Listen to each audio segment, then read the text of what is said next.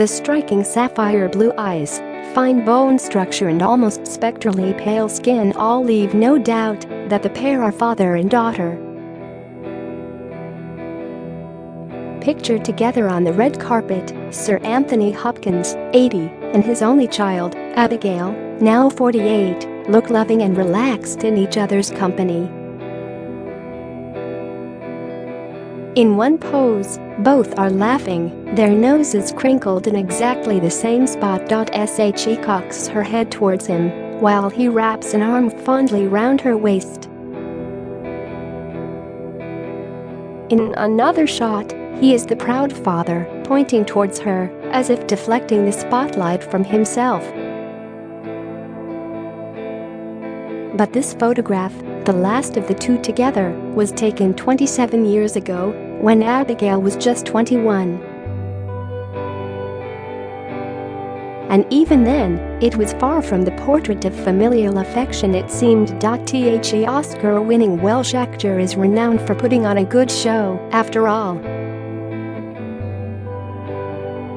For behind the scenes, he and Abigail, now a singer-songwriter and acting coach, have had a fractured and acrimonious relationship for almost the entirety of her life. Despite a brief rapprochement in the 90s, when she had roles in two of Sir Anthony's films, Shadowlands and The Remains of the Day, both in 1993, the pair have barely spoken for 2 decades and remain bitterly estranged. In fact, so absent are relations between the two that, in an extraordinary callous remark, Sir Anthony admitted he didn't know whether Abigail had any children and didn't care. Asked by the Radio Times this week whether or not he was a grandfather, he replied, "I don't have any idea." People break up. Family split. And, get on with your life. People make choices. I don't care one way or the other. Sir Anthony, who, with some irony, stars in the BBC's forthcoming adaptation of King Lear, a Shakespearean villain famously driven mad by his fraught relationship with his daughters, also admitted that he didn't have any idea where his daughter lived. You don't have to like your family. Children don't like their fathers. You don't have to love each other. When told that his remarks sounded rather cold, he said, "Well, it is cold. Because life is cold." Friends say Abigail, who lives in London, will be deeply upset by her father's heartless comments, even after so many years of animosity. She is still very hurt by the whole thing. One says her relationship with him, or the lack of it, has had a big impact on her life. Every time she tries to move on, she sees him on film posters, on TV, on the sides of buses. He's not like any other father.Even, though they live on opposite sides of the Atlantic. Sir Anthony has lived in Los Angeles since 1974. He is impossible to escape. He has caused her a lot of pain. That pain started tragically early in Abigail's life. The daughter of Sir Anthony and English actress Petronella Barker, his first wife, whom he met on stage and married in 1966, she was born in 1969. Cracks had begun to appear in the marriage after just 2 months, and, according to Hopkins' biographer Quentin Falk, news of Petronella's pregnancy made him so tense he was like a bottle of soda that was about to explode. Abigail's birth didn't save the marriage, far from it. Already successful on the stage, Sir Anthony had a breakthrough as Laurence Olivier's understudy in 1967 and joined the Royal National Theatre in London.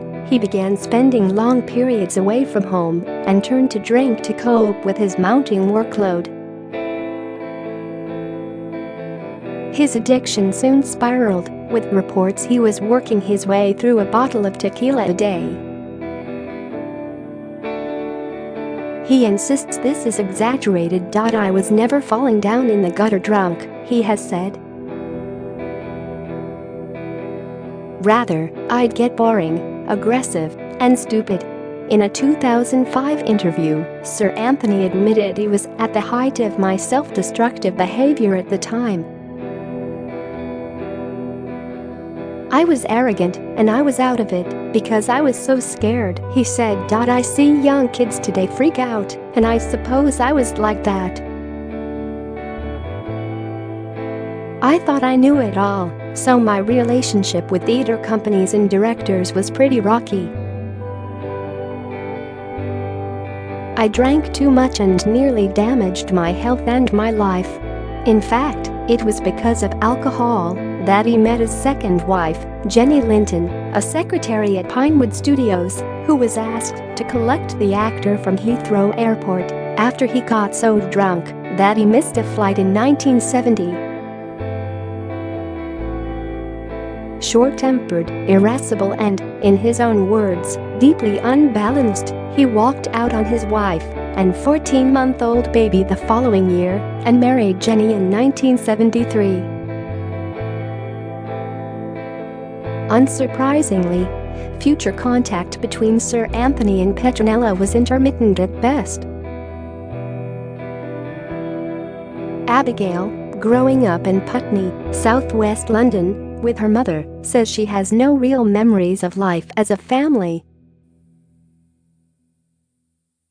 I would see him, but maybe once a year, she revealed in a 2005 interview, her only one on the subject to date.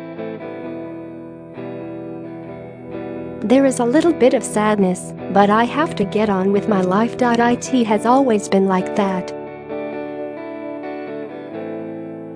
See him, and then not. As Sir Anthony's profile grew, he and Jenny decided to move to America, where they settled in Los Angeles, carving an even greater chasm between himself and his only child.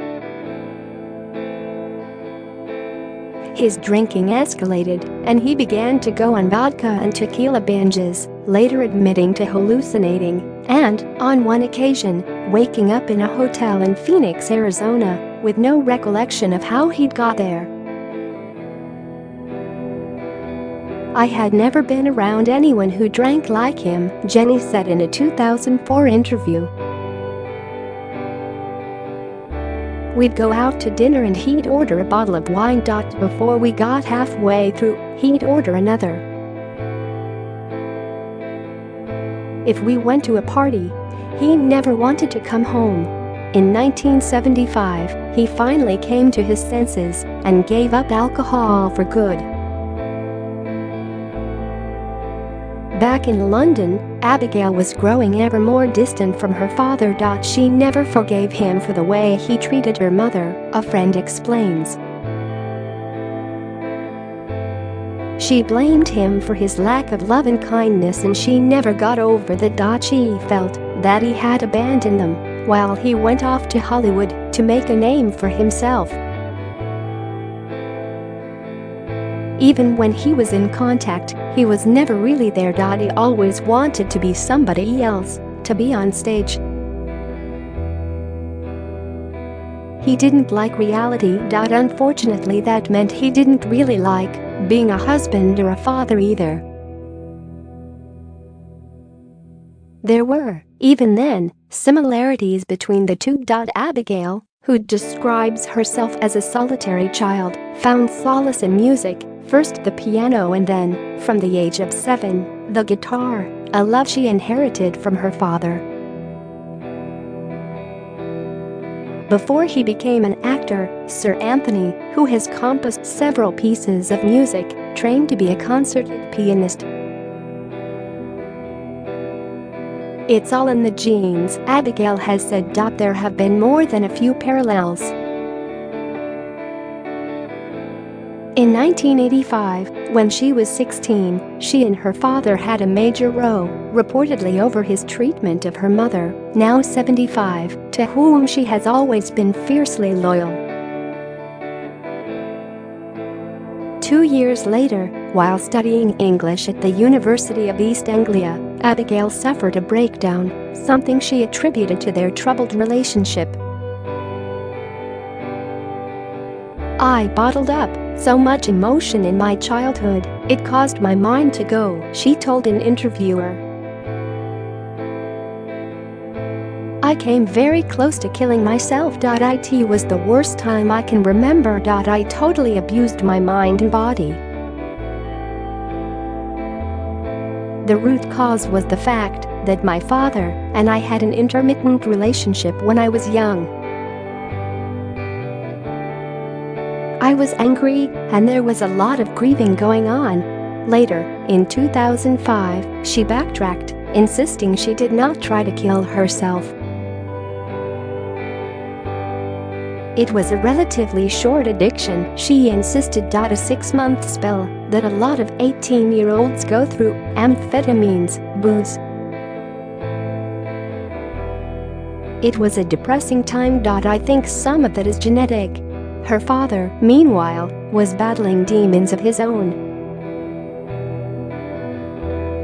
One night in 1982, he told Jenny he was going for a drive and decamped to a house in the mountains, where he stayed for 5 months.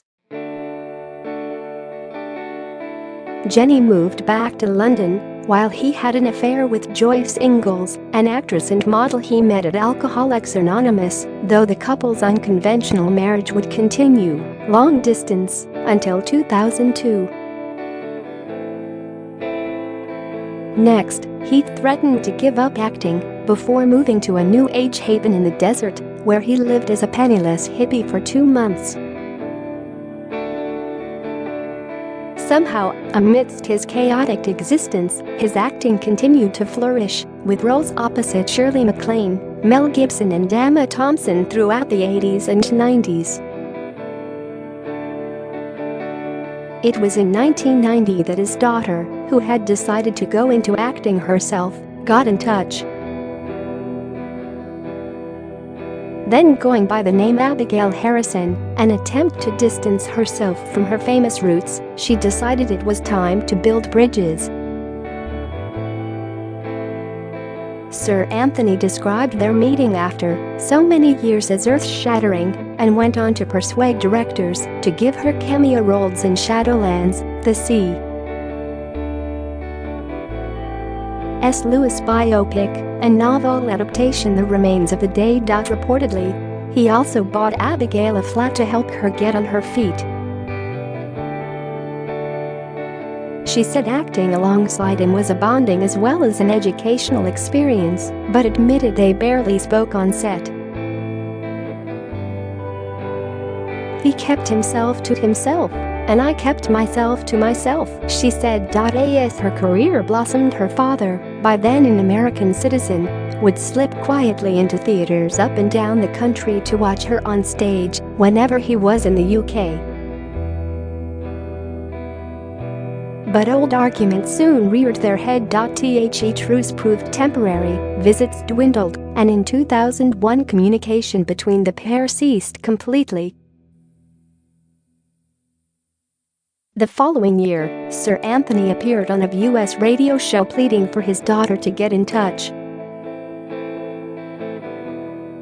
"I guess we are estranged," he said. "I don't think she wants to know very much. I hope she is well. I hope she is okay. The divorce with her mother was a long time ago. She has probably got good reasons. She is too busy, and all that. She has to do her own thing. I think she is in England somewhere. Wherever you are, Abigail, I wish you luck." He sounded sincere, but Abigail, who moved into the music industry and set up her own record label in 2003, may well have seen echoes of a man who, despite his protestations, seemed unable to change his ways. By now twice divorced and proclaiming himself not good at any kind of relationship with people, He was soon getting married again, this time to Stella Arroyo, a Colombian antiques dealer turned actress 18 years his junior, in 2003.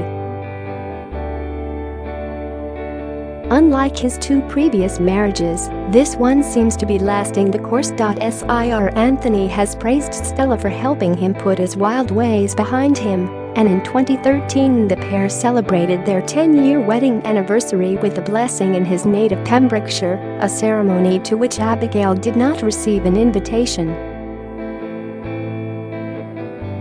Over the years, he has blamed his volatile personal relationships on a number of things: a difficult upbringing. He reportedly hated boarding school, which deprived him of any idea of family loyalty; bullying, classmates nicknamed him Mad Hopkins; and, most recently, being diagnosed with Asperger syndrome, a neurological condition which affects social interaction. As a child, I was very isolated, and I've never really been close to anyone, he said in a 2012 interview. Ask nothing, expect nothing. That's my creed. Although I may have tried to present myself with warmth and a friendliness, inside I always felt empty, no compassion, just carelessness all my life. For her part, Abigail seems to have resigned herself to her father's attitude. Friends say she doesn't willingly admit they are related.